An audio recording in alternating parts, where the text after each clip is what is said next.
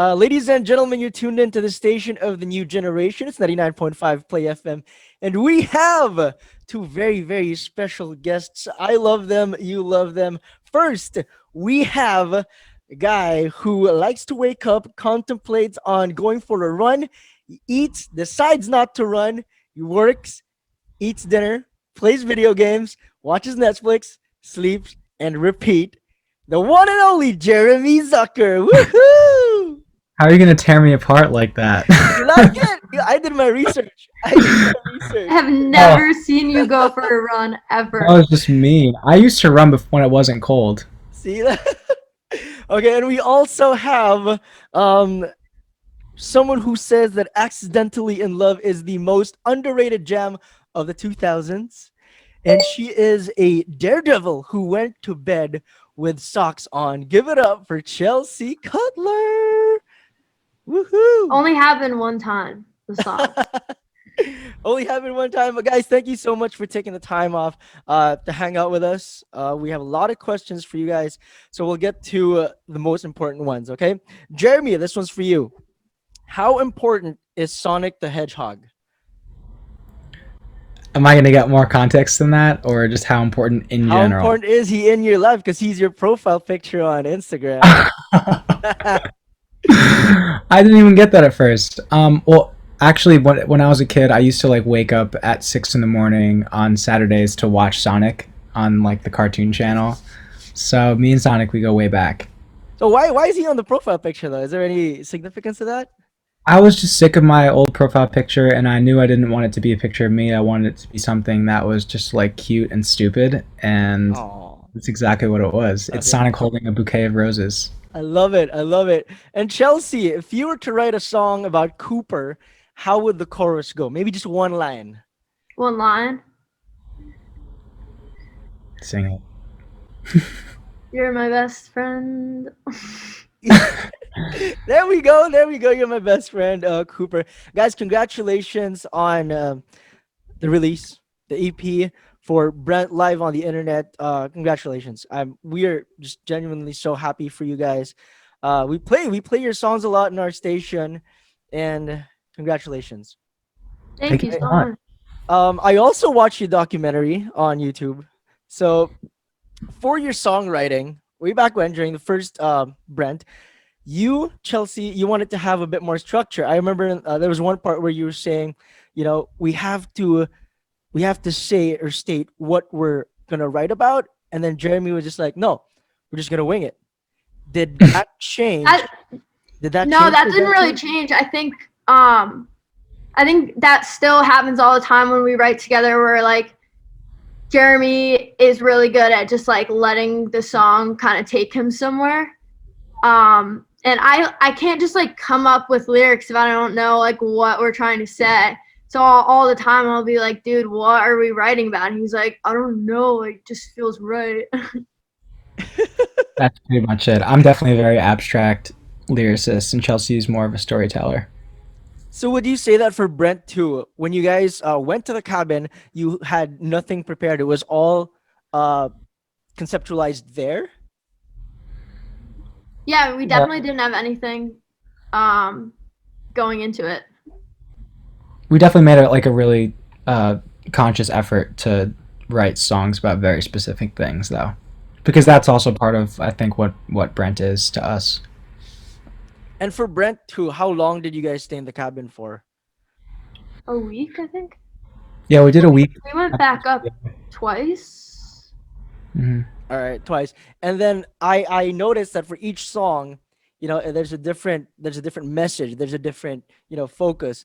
So who decided on what to focus on for each of those songs? Because there are 5 completely different ones. Well, Chelsea and I each had our solo songs, which we wrote separate from each other. But for the 3 collaborations, Parents song, Chelsea started and like immediately knew it was gonna be like a letter to our parents, and we wrote based on that. For This Is How You Fall in Love, from like the second we started that song, we knew it was gonna be a love song, so it was just like writing this perfect love song. And then Emily, I guess that one came together more abstractly.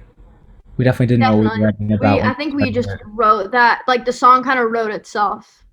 Yeah. Wow. We had no clear idea of what that was going to be about until we like really fleshed it out. Yeah. Okay, since we're talking about Emily, you mentioned on Twitter, shout out to all the Emilys listening to Emily, right? Yeah. So what makes someone an Emily? Oh, I literally meant shout out to everybody named Emily who's listening to Emily. Oh, okay. But how Wait, would you? that's so, like people call people Heather, like Heathers. Like I didn't even think of it that in Right? that context. Yeah. Because I feel Well, like the now, Heathers is also from the movie. because I feel like now, The Heather.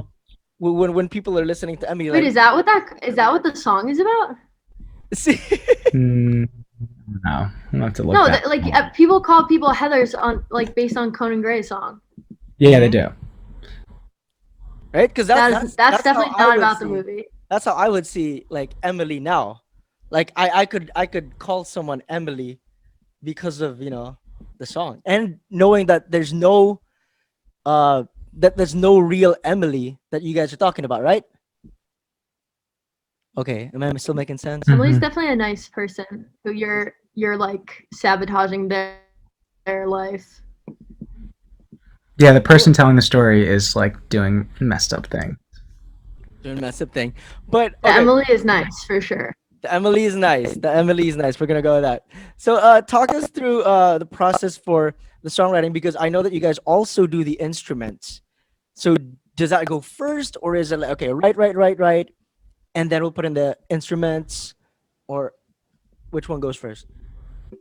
I feel like it almost always starts with me laying down like some fundamental like guitar or piano part, and then Jeremy builds on top of that and basically produces out the whole song. Wow.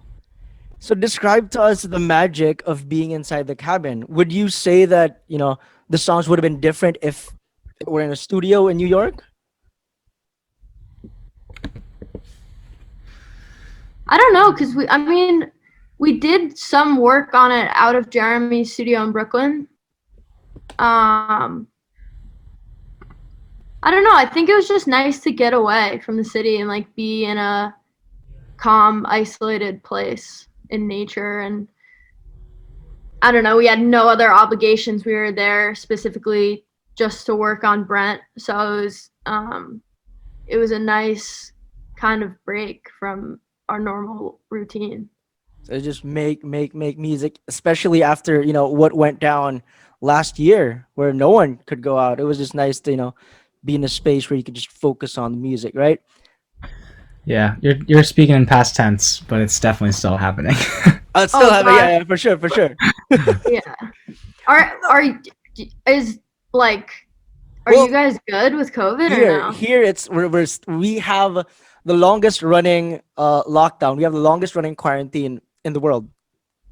Oh no. So we've been in Still? lockdown. We've been in lockdown since March 15 of last year, and that's still ongoing. So yeah, that's Wow.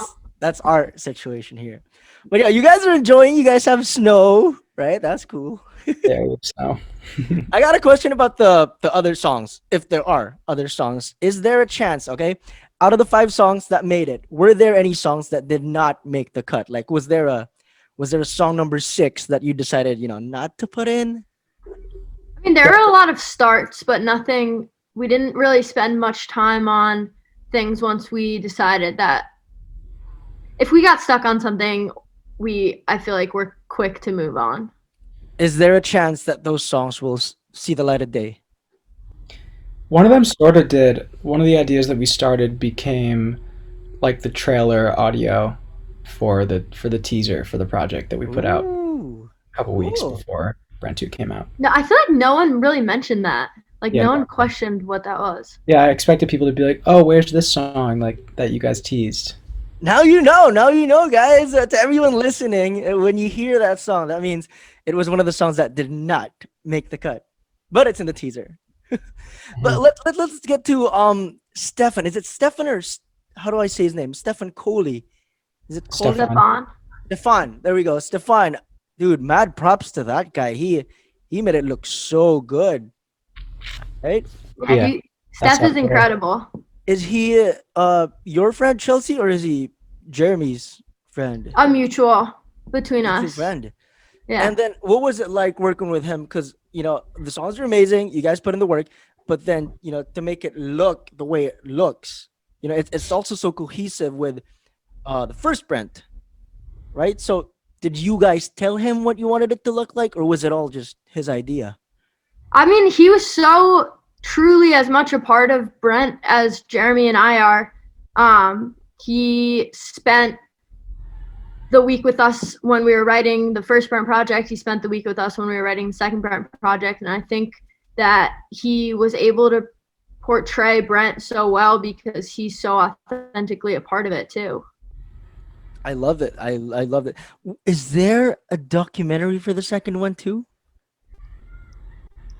I don't know. We have a lot of footage. Yeah, Ooh, I mean, okay. there's not, as of right now, there's no official documentary, but something is coming out that is sort of like a documentary, if that makes sense. Oh, okay. We'll just wait. We'll just be patient. Do I know what And that is?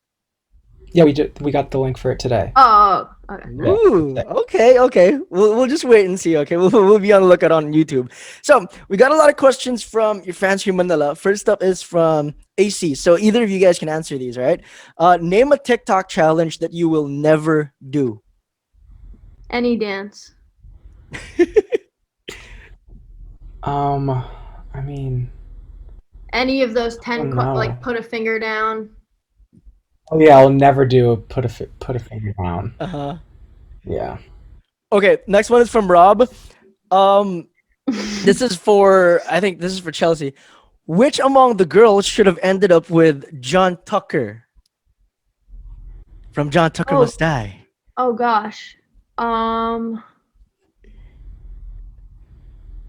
There was the cheerleader, there was a smart one, and then Yeah, but John Tucker was kind of a jerk. so none of them. Yeah.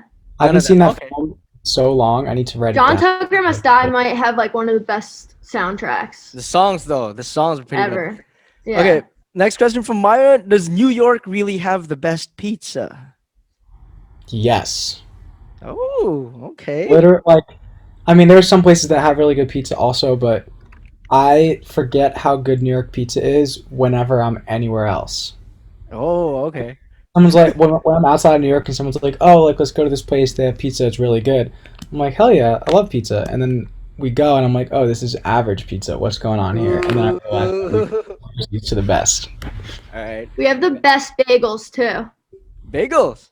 You cannot get a bagel this good anywhere else. You can get a better bagel in New Jersey. Okay, fair. But like tri-state area. Bagels is state area.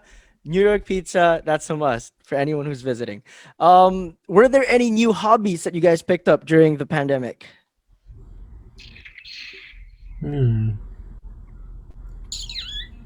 Scents. I've been like Scents. getting a lot of cool candles, and I make sure everything smells like jasmine in my room. Jasmine, okay.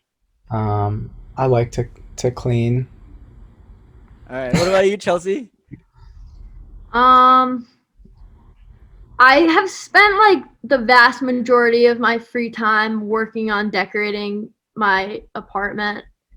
It's like a never-ending ride of me Awesome. redecorating it. Okay, one last question for the both of you. What do you miss most about touring? Everything. It's my favorite thing to do. Everything. I'm sad. Jeremy? I miss just like being in new places. It was always so inspiring, and also I really miss hanging out with fans and doing the meet and greets. The energy, the love that they put out when you guys are on stage.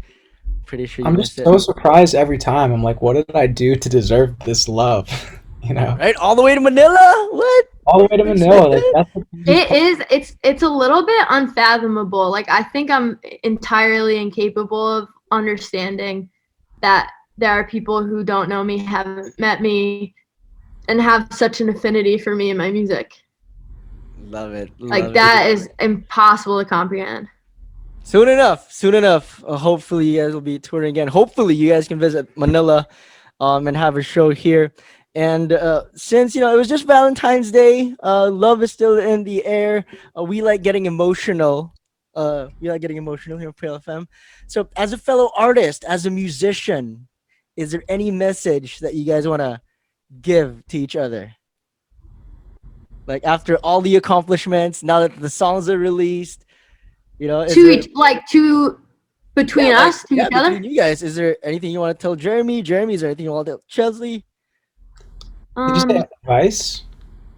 Advice or like a thank you or like I'm always here for you.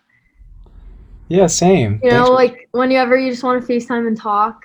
I know we don't get to hang enough outside of music, but I've really enjoyed the trip we got to take and the time we've gotten to spend together, like completely outside of music, because I think sometimes it can be stressful to just be working together all the time and not like we haven't obviously gotten to hang out a lot or go get drinks or go to shows because of COVID. So I've just really enjoyed like just hanging out recently. Yeah, I can't wait until we can hang out together outside of music. Awesome. Thank you so much, guys. And one last message for all your fans here in the Philippines. We can't wait to come. Cannot wait to come back. All right. And it's going to be amazing. All right. Thank you so much, guys. Would you please do us the honor of introducing this wonderful song? Because right after the interview, we're going to play Emily. So any way you guys want to do it, go ahead. What's up, guys? I'm Chelsea Cutler. I'm Jeremy Zucker. And you are listening to Emily. Our new song, Emily.